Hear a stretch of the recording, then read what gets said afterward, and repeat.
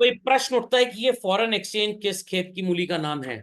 मूली होती तो खेत में होती, क्लास में थोड़ा होती है। तो ये मूली नहीं है, सिर्फ इसका कलर मूली से मिलता जुलता है। Is that clear? मूली वैसे 7 प्रकार की होती है टोटल। चलिए, अब लोग कहेंगे सर ये मूली कैसे 7 प्रकार की होती है? मूली मतलब गाजर 7 प्रकार की होती है। मूली तो 2 ही प्रकार की होती है, एक जो खाने में अच्छी लगे और जो खाने में अच्छी ना लगे। गाजर 7 प्रकार की होती है। कुछ लोग हैं क्लास में जो सब्जी मंडी सोच के आके बैठ जाते हैं यहाँ पे, बट ये सब्जी मंडी की क्लास नहीं है। तो फॉरेन एक्सचेंज का मतलब होता है कि कितना कंट्री का यूनिट ऑफ मनी चाहिए दूसरी करेंसी को एक्सचेंज करने के लिए। This equation mathematically is called as foreign exchange.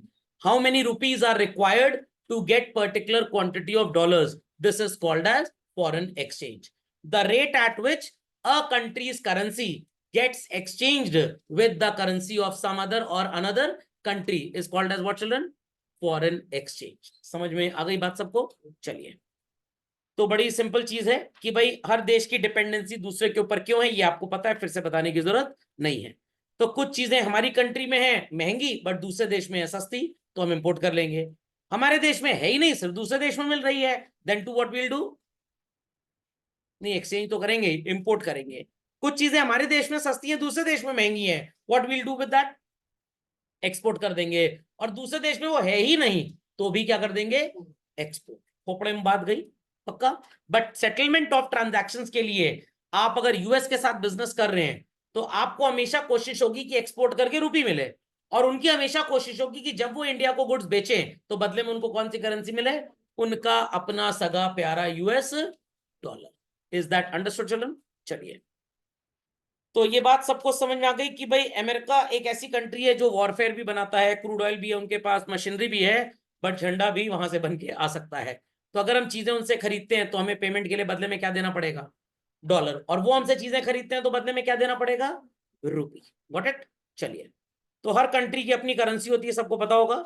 ये लेफ्ट और राइट में जो करेंसियां नाच रही हैं, लेफ्ट वाली करेंसी का नाम क्या आपको पता होगा शायद? Euro basically. और राइट वाली का? Japanese yen basically. और ये जो नाच रहा है सर, ये तो लग रहा है हमको स्टैटिस्टिक्स का समेशन। ये है पाउंड स्टर्लिंग। कहाँ चलता है ये? अब क्वेश्चन अराइजेस, सर पहले तो वही चलता था, यूरो तो बाद में आया। तो कुछ वहां के जो देश थे, यूके, यूनाइटेड किंगडम जिसको बोलते थे, इंग्लैंड भी उसका एक बड़ा पार्ट था, उन्होंने अग्री किया कि हम एक तरह की करेंसी यूज करेंगे। और सब कौन सी यूज करते थे? Pound sterling. फिर बगावतबाजी हो गई बीच में थोड़ी सी, और कुछ देशों ने अपनी एक अलग करेंसी बना ली, and that became euro basically. Got it? चलिए, तो जो यूरोपियन नेशन ने बना लिया एज सच। और ये क्या बच्चों जो नाच रहा है? डॉलर बहुत देशों में चलता है, सिंगापुर में भी चलता है, ऑस्ट्रेलिया में भी चलता है, यूएस में भी चलता है, बट सबसे ज्यादा डोमिनेटिंग कौन है चिल्ड्रन? US dollar. इसीलिए उसको हार्ड करेंसी माना गया है। तो देश में 5 करेंसीज हार्ड है, बाकी सब अभी हार्ड बनने की कोशिश कर रहे हैं। देश मतलब हर देश में ऐसी करेंसी जो हर कंट्री में चल जाती है, बट इंडियन रुपी अभी हर कंट्री में नहीं चलता। ओके, चलिए, तो लेट्स कंटिन्यू फर्दर चिल्ड्रन। कैसे एक्सचेंज रेट डिटरमिन होता है, या तो अपनी कॉपी में लिख लें, या तो मैंने आपको जो नोट शीट दी है इसके बैक साइड पे लिखना चिल्ड्रन। कैसे एक्सचेंज रेट डिटरमिन होता है, मैंने आपको ये बताया हुआ है कैसे एक्सचेंज रेट डिटरमिन होता था। सबसे पुरानी थ्योरी अगर लोगों को याद हो, नाम याद है किसी को? 2 थ्योरीज पढ़ाई थी मैंने आपको एकदम स्टार्टिंग में, आईईडी के भी पहले चैप्टर के पहले। पी से स्टार्ट होता था उसका नाम, चलिए जो पढ़े लिखे हैं वो बता दें, अनपढ़ नहीं बता पाएंगे। पैरिटी थ्योरी, वाह वाह वाह वाह। पर्ची थ्योरी बोल देते कम से कम। Purchasing power parity theory. दूसरी वाली का क्या नाम था, सोने चांदी के ऊपर थी? Mint parity theory. और अब जो चलती है दैट इज, कोई भी नहीं चलती अब, डिमांड एंड सप्लाई की थ्योरी। तो एज ऑफ टुडे 3 तरह से एक्सचेंज रेट डिटरमिन होता है चिल्ड्रन। एक होता है फिक्स्ड एक्सचेंज रेट सिस्टम, एक होता है फ्लेक्सिबल एक्सचेंज रेट सिस्टम, और एक होता है मैनेज्ड फ्लोटिंग या dirty floating. What is that पढ़ेंगे सब, परेशान बिल्कुल भी मत होइएगा। सबने लिख लिया? चलो, सो डिफरेंट गुड्स के लिए डिफरेंट मार्केट्स हैं, तो वैसे ही करेंसी कहां से मिलती है इसका भी एक बाजार होता है चिल्ड्रन, और इस बाजार को आप बोलते हैं फॉरेन एक्सचेंज मार्केट। कौन सी market? Foreign exchange market. Fundamental logic is clear? तो सर ये फॉरेन एक्सचेंज मार्केट होती कौन सी मार्केट है?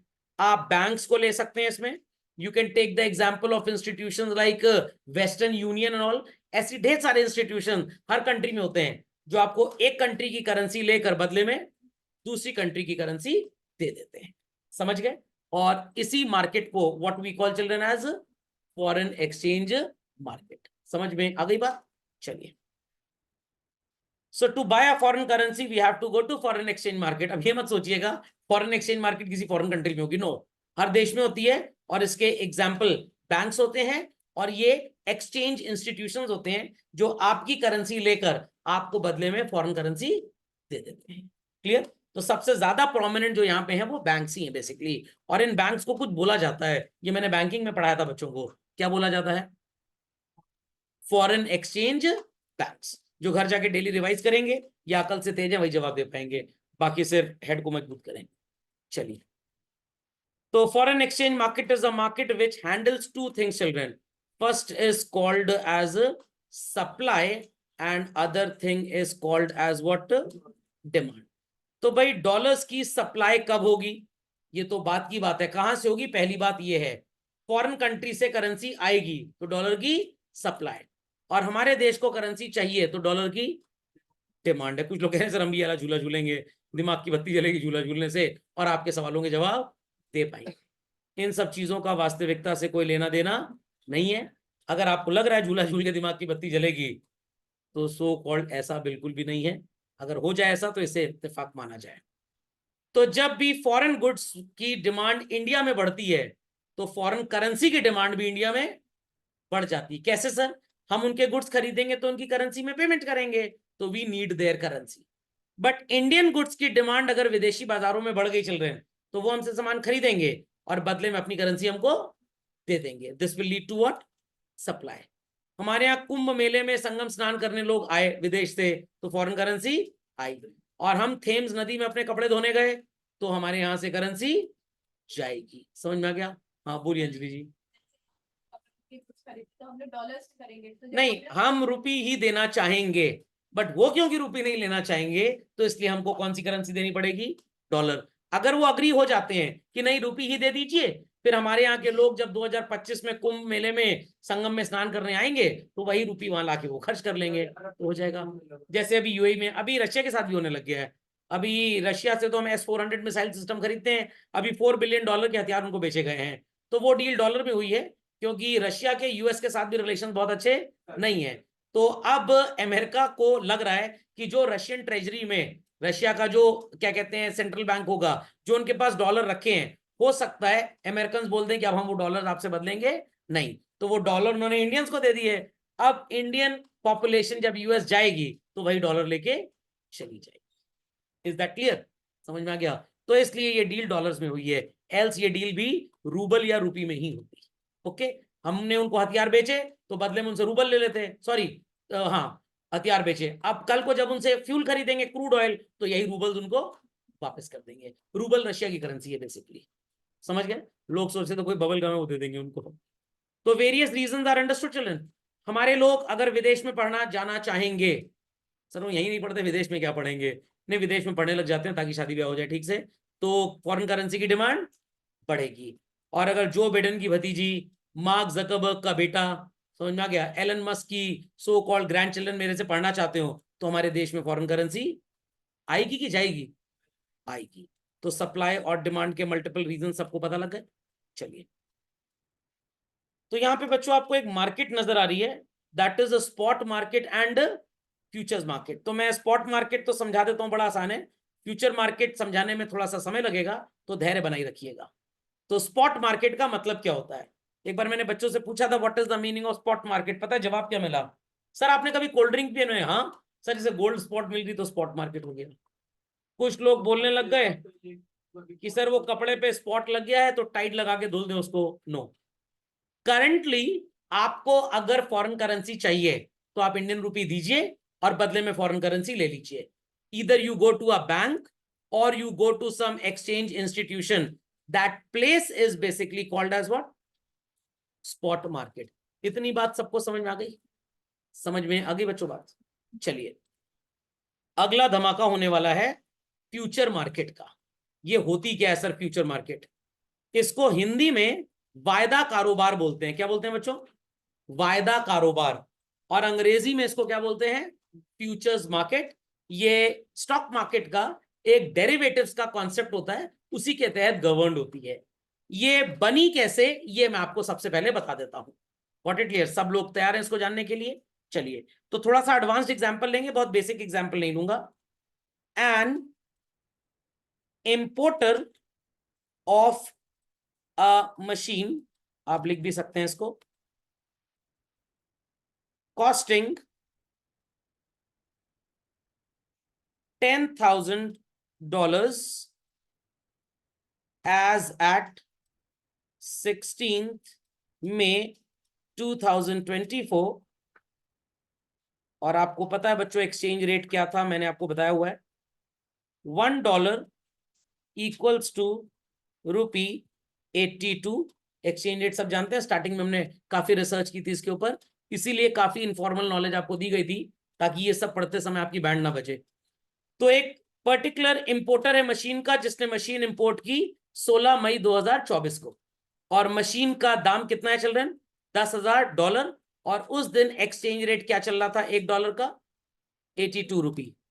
Is expected to get the delivery through ship on 16th September 2024। On such date, the exchange rate could be $1 equals to ₹94। समझ में आ गया बच्चों पूरा प्रश्न मेरा? तो सिंपल है, एक इंपोर्टर ने आज मशीन का ऑर्डर प्लेस किया $10,000 की मशीन, और आज डॉलर का भाव ₹82 है चल रहे हैं। 16 मई को मशीन का ऑर्डर हुआ है, सितंबर 16 सितंबर को मशीन आएगी। तो मई से सितंबर कितने मंथ्स हो गए? जून, जुलाई, अगस्त, सितंबर। How many months?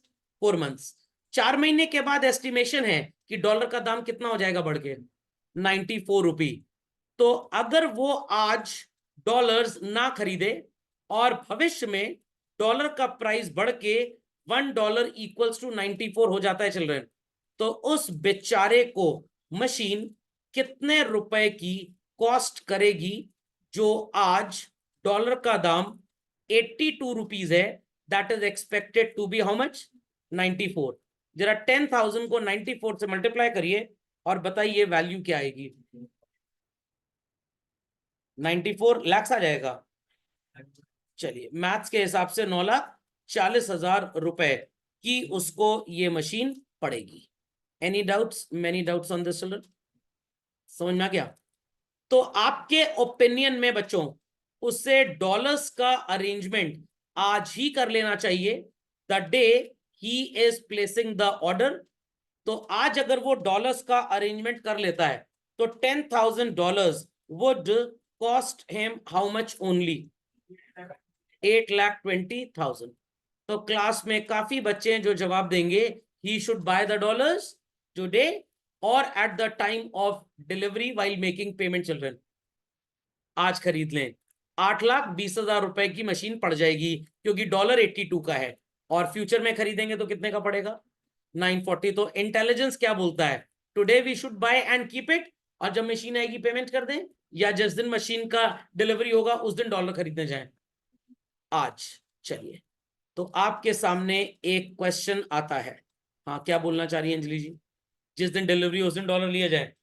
रईस लोग हैं, क्या बोला जाए? चलिए, गरीबों के हिसाब से पढ़ते हैं, तो सारे गरीब जवाब दें, आज डॉलर खरीद लें, या जिस दिन डिलीवरी हो रईसों की जगह उस दिन खरीदें। हम रईस आदमी हैं, हम महंगे में खरीदते हैं, आज ही खरीदते हैं। चलिए, तो क्वेश्चन है, व्हेन शुड द इंपोर्टर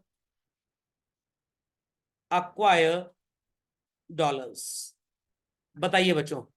एक आंसर है टुडे, और एक आंसर है eight the time of delivery.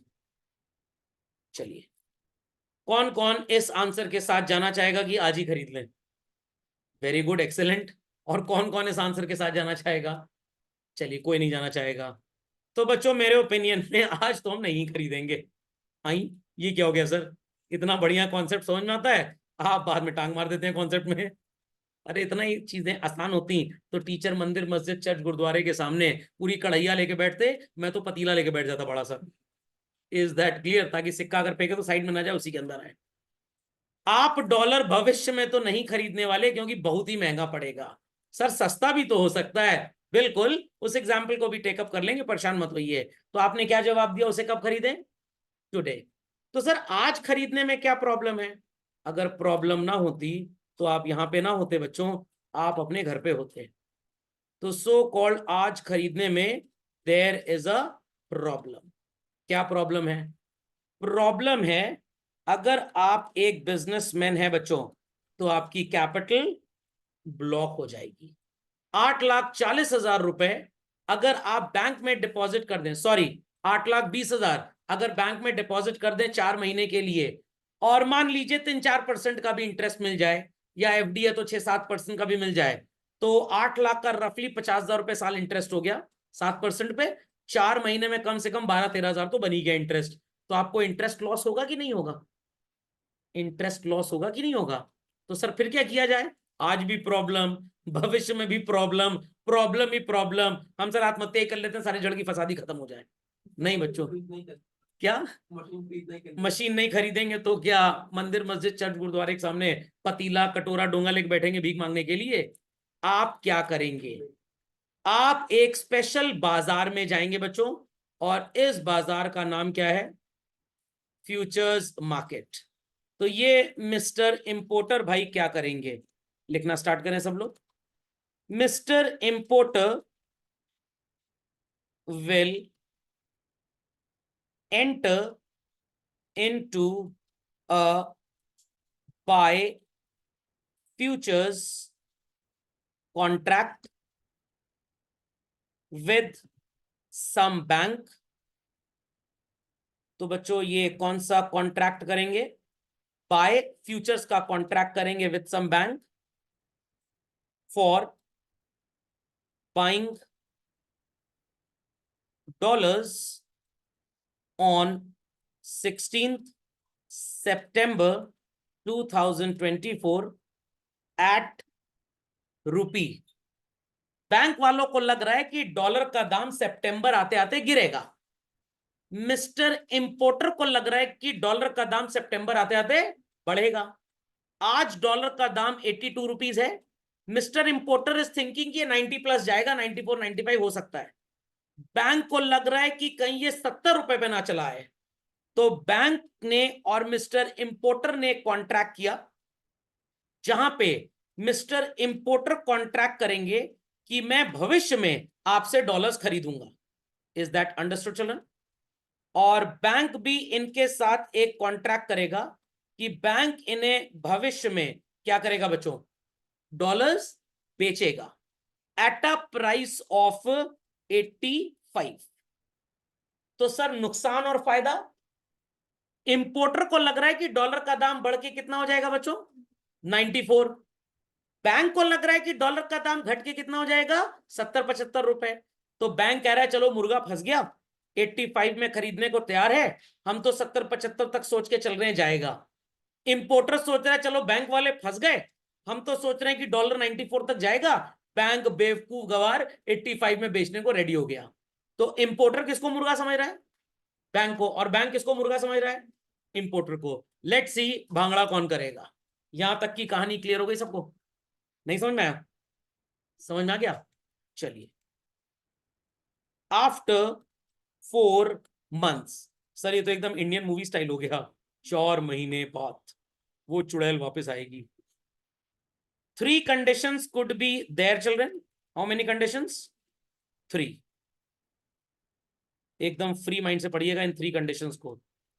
Dollar का दाम 83 हो गया, माइट बी पॉसिबल डॉलर का दाम 85 ही रहा, माइट बी पॉसिबल डॉलर का दाम लेटस से सो कॉल्ड 88 हो गया। तीनों conditions well visible to everybody children? पक्का? किसने प्रॉमिस किया था कि वो 3 महीने 4 महीने के बाद डॉलर बेचेंगे? बैंक ने।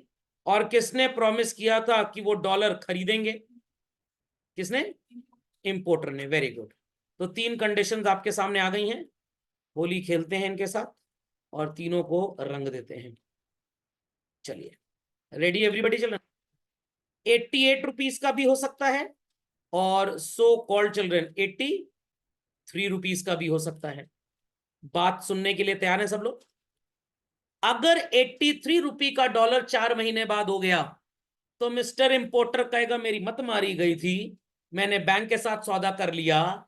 Had I not been entering into the contract with the bank, I would have gone to the market and bought the dollar at a price of 83. क्योंकि बैंक के साथ सौदा हुआ है तो हमें 85 में जबरदस्ती डॉलर खरीदना पड़ेगा। सर हम भाग जाए तो? मैंने उस पार्ट को यहां पे कवर अप नहीं किया क्योंकि मैं इकोनॉमिक्स का लेक्चर ले रहा हूं, मैं आपको फ्यूचर्स मार्केट स्टॉक्स में नहीं पढ़ा रहा हूं। अगर वो लेक्चर होता तो एक चीज और बताता, यहाँ पे इंपोर्टर को और बैंक को ब्रोकर के पास सिक्योरिटी जमा करानी होती है कि अगर कोई पार्टी भाग गई तो सिक्योरिटी डिपॉजिट जब्त हो जाएगा। और वो सिक्योरिटी डेली बेसिस पे कैलकुलेट होती रहती है कि आप किसी को चूना लगा के ना भाग पाए। खोपड़े में बात गई। तो 83 में बाजार में भाव चल रहा है तो बैंक वाले क्या करेंगे? बैंक वाले बाजार जाएंगे, 83 में डॉलर लेकर आएंगे और इंपोर्टर को कितने में चिपकाएंगे? 85 में।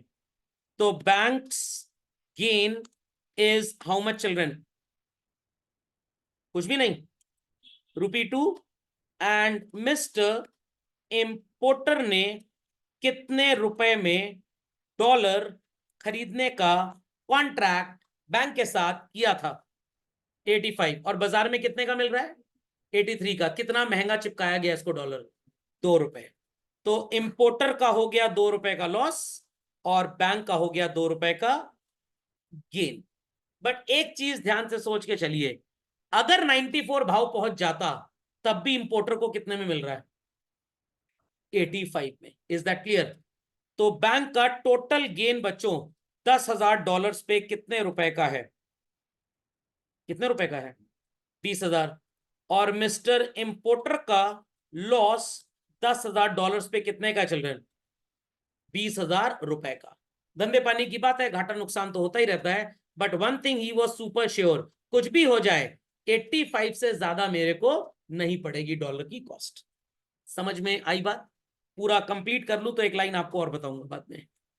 सेकंड एग्जांपल चिल्ड्रन, कितने का डॉलर बाजार में है?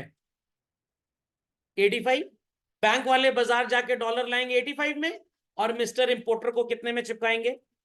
85 में। क्या किसी को कोई नफा नुकसान फायदा नुकसान हुआ?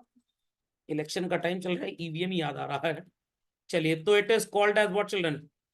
Break even point. बाजार में डॉलर का भाव जैसे ही 88 हुआ, मिस्टर ए ने सॉरी इंपोर्टर ने अपनी पंजाबी भांगड़ा ड्रेस पहनी और भांगड़ा करने लग गया अपने घर में।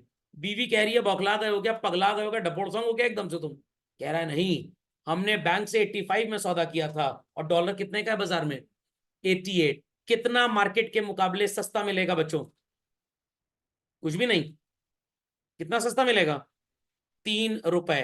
तो मिस्टर बैंकर जाएंगे बाजार। कहां जाएंगे बच्चों? बाजार। और डॉलर कितने रुपए में खरीद के लाएंगे? 88 में। और मिस्टर सो कॉल्ड इंपोर्टर को ये डॉलर 85 रुपीज में दे देंगे। How much cheaper mister importer got the dollar children? कितना सस्ता मिल गया? ₹3। तो मिस्टर इंपोर्टर का हो गया ₹3 के हिसाब से 30,000 का फायदा और बैंक का हो गया ₹3 के हिसाब से 30,000 का नुकसान। तो किसी के साथ बैंक को गेन होता होगा, किसी के साथ लॉस, किसी इंपोर्टर को गेन होता होगा, किसी इंपोर्टर को लॉस होता होगा। समझ में आ गया? बट इंपोर्टर एक चीज से निश्चिंत था, कुछ भी हो जाए, कुछ भी, आई एम सुपर अश्योर्ड कि मेरे को डॉलर कितने में मिलेगा? 85 में। Is that clear or not children? नहीं समझ में आया? समझ में आ गया? तो मिस्टर इंपोर्टर ने जो काम किया था इसे डेरिवेटिव्स की भाषा में बोलते हैं चिल्ड्रन लॉन्ग पोजीशन। क्या बोलते हैं? Long position. कभी आप एनडीटीवी प्रॉफिट जैसे चैनल्स देखते हो तो वहां पे आपको नजर आता होगा, बोलते होंगे कि इस स्टॉक पे लॉन्ग पोजीशन लीजिए, मतलब खरीद लीजिए। और बैंक ने जो हरकत की थी, that is called as what, short position. खोपड़े में बात गई या नहीं गई चिल्ड्रन, समझ में आ गया? जब मिस्टर इंपोर्टर जैसे लोगों को समझ में आया भाई मशीन का तो हमने बाय सेल किया, that was a different story, but हर समय तो मशीन खरीदेंगे नहीं। बट ये धंधा हिंदुस्तान में 2001 में चालू हुआ बच्चों, इसको 24 साल हो चुके हैं। पहले भी लोग इंडिया में ये काम करते थे, बट उस समय इसको गैम्बलिंग और इलीगल बोला जाता था। आज ये दुनिया का सबसे बड़ा बिजनेस है। अकेले हिंदुस्तान के नेशनल स्टॉक एक्सचेंज में साल भर में 40 से 45 लाख करोड़ की ट्रेडिंग फ्यूचर्स मार्केट में होती है। बट लोग इसमें हाथ भी जला लेते हैं, खुद भी बिक जाते हैं। आपको लग रहा है सर 20,000 का तो नुकसान है, स्क्रीन पे 20,000 है। रियल मार्केट में जब सौदा होता है तो एक मिनिमम कॉन्ट्रैक्ट 2 लाख रुपए का होता है, जिसकी मिनिमम मार्जिन मनी 25 से 50,000 रुपए होती है। तो घुसड़ा लगेगा तो एक बार में 50,000 चला जाएगा। बट अगर आपने थोड़ी पढ़ाई लिखाई की हुई है तो आप इसमें ठीक ठाक पैसे कमा सकते हैं। नहीं समझ में आई बात? पक्का? तो जरा बच्चों 10,000 को मल्टीप्लाई कर लीजिए 85 से, कितना हो जाता है? 8.5 लाख। 8.5 लाख रुपए का सौदा करने के लिए आपको मात्र 42,500 रुपए 5% मार्जिन मनी अपने ब्रोकर के पास जमा करानी होगी। 42,500 रुपए आपने जमा किए और कमाया कितना बच्चों? 20,000 या 30,000। तो 42,500 लगा के अगर 30,000 कमा लिया 4 महीने में, लगभग 75-80% का प्रॉफिट हो गया।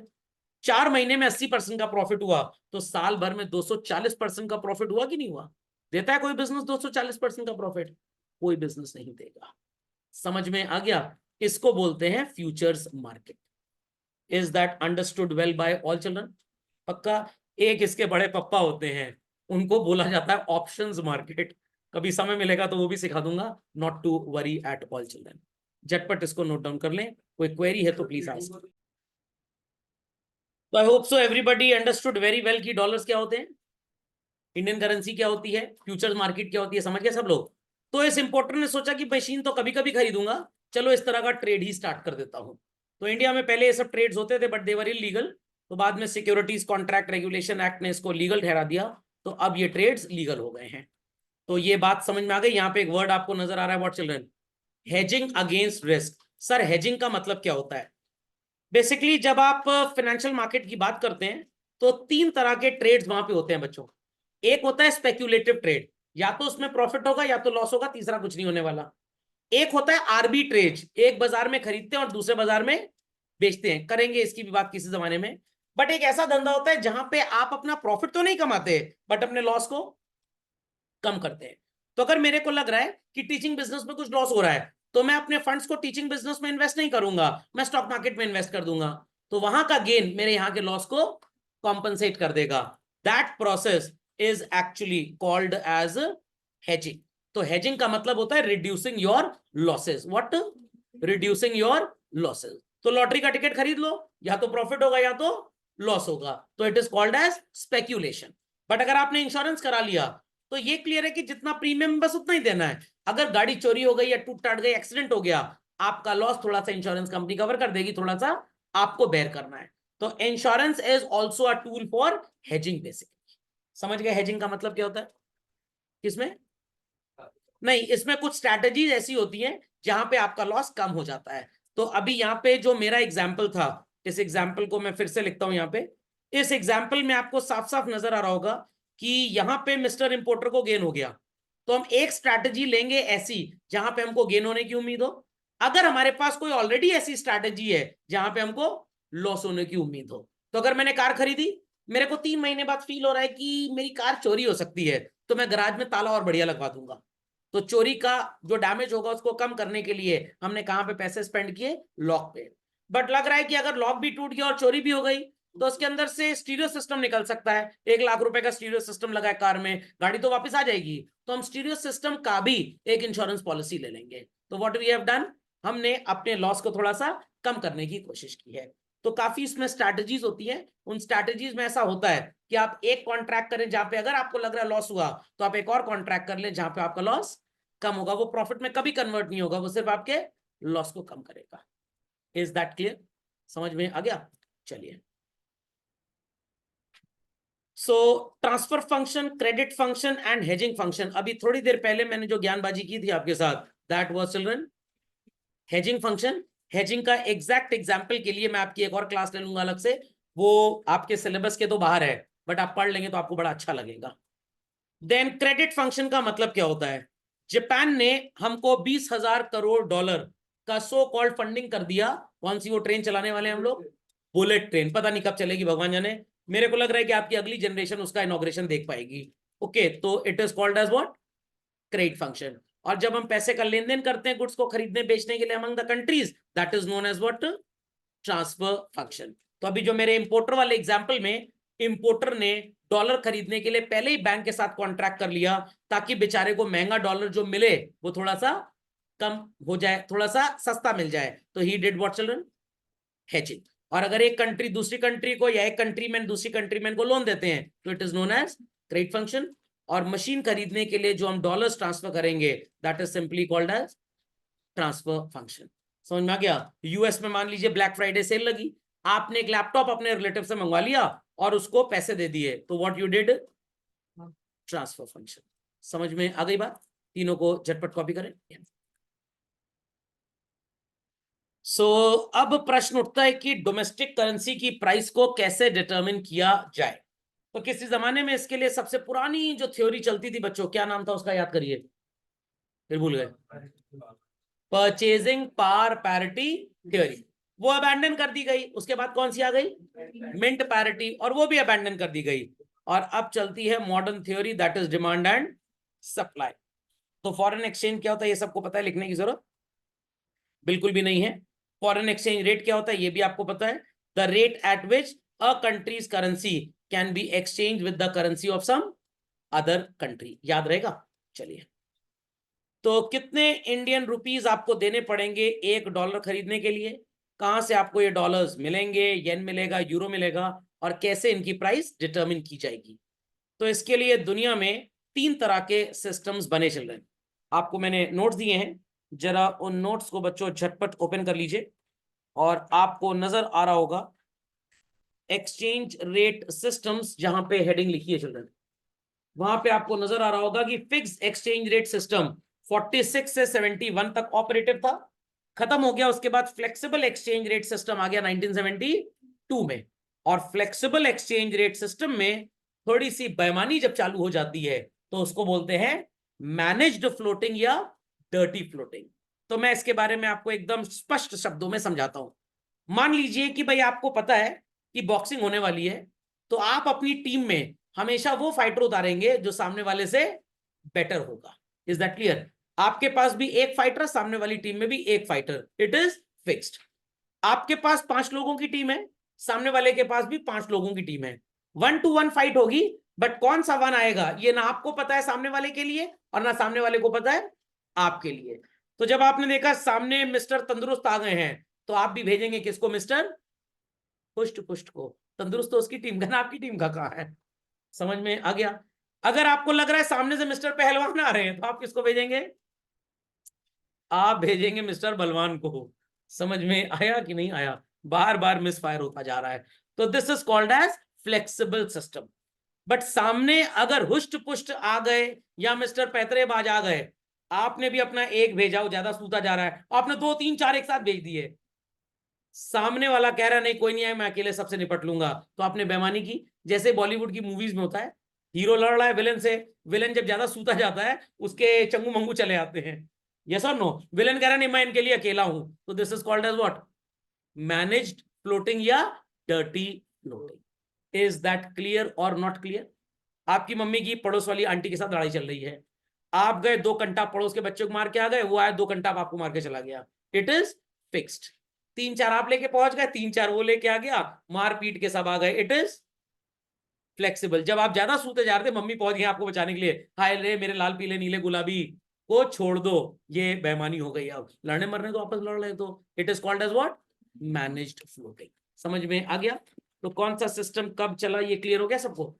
तो आजकल जो देशों के बीच में चलता है children, that is only flexible exchange rate system which is based on modern theory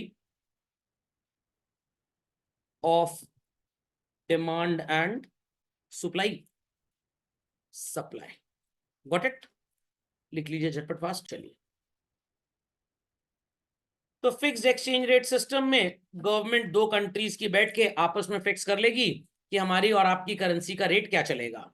तो एक यहां पे हुआ करता था किसी जमाने में what is called as gold standard system of exchange, जो हमारी gold parity mint parity theory थी वही बेसिकली। और दूसरा होता था एडजस्टेबल पेग सिस्टम। ये क्या होता है सर? यहाँ पे वर्ल्ड बैंक जो है, आईएमएफ जो है, ये करेंसी का एक्सचेंज रेट डिसाइड कर देता था। आपको 2-4-5% ऊपर या 2-4-5% नीचे उसको एडजस्ट करने की परमिशन होती थी।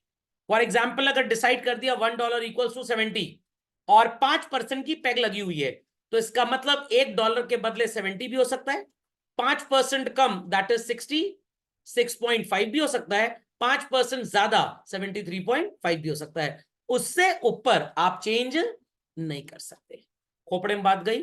तो फिक्स्ड में भी थोड़ी सी फ्लेक्सिबिलिटी वर्ल्ड बैंक ने दे दी थी, क्योंकि अगर वर्ल्ड बैंक ये काम नहीं करेगा तो लोगों का जो अट्रैक्शन होगा डॉलर्स में कमोडिटी को सेल करना या सस्ता होने पे खरीद लेना, वो पूरा अट्रैक्शन खत्म हो जाएगा। फाइन चिल्ड्रन, समझ गए इस बात को?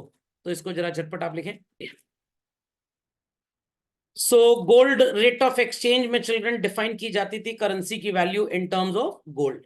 आप इसके लिए मेरा वो वाला लेक्चर रेफर कर सकते हैं जहां पे मैंने आपको एसडीआर कैलकुलेट करना सिखाया था। एग्जैक्टली वही कॉन्सेप्ट चलता था, बट अब ये सिस्टम सब अबैंडन हो चुके हैं, अब ये सब ऐसा कुछ भी नहीं चलता। तो एज पर सिलेबस बस आप इतना याद रख लें, value of every currency used to be defined in terms of gold, और उसी के रेशियो के अकॉर्डिंगली एक्सचेंज रेट डिसाइड होता था। जैसे सर मान लीजिए कि भाई $1 equals to how much? 10 gram of gold, and 1 rupee is how much? 2 gram of gold. तो इनका रेशियो क्या बन गया चिल्ड्रन? 10:2, मतलब 5:1। तो 1 रुपी इक्वल्स टू $5, ऐसा ही होगा। हाँ, $1 इक्वल्स टू 5 रुपी होगा, क्योंकि रुपी हमेशा सस्ती करेंसी है और डॉलर हमेशा महंगी करेंसी। तो 1 rupee equals to how much gold children? 2 gram. मान लीजिए गोल्ड 5,000 रुपए ग्राम है फॉर एग्जाम्पल, तो 2 ग्राम गोल्ड कितने का हुआ? 10,000 का। और 10 ग्राम गोल्ड कितने का हो गया? 50,000 का। तो आपको 5 रुपए खर्च करने पड़ेंगे $1 के लिए। समझ गए इस बात को? चलिए चलते हैं आगे टैक्स सिस्टम पे, और इसका पूरा ज्ञान मैं आपको अगले लेक्चर में दूंगा। और ये भी बस आपको कंटेंट सिलेबस के लिए याद रखना है, अब ये सिस्टम चलता नहीं है। It was vanished in which year? 1973। तो इसको अगले लेक्चर में पढ़ेंगे।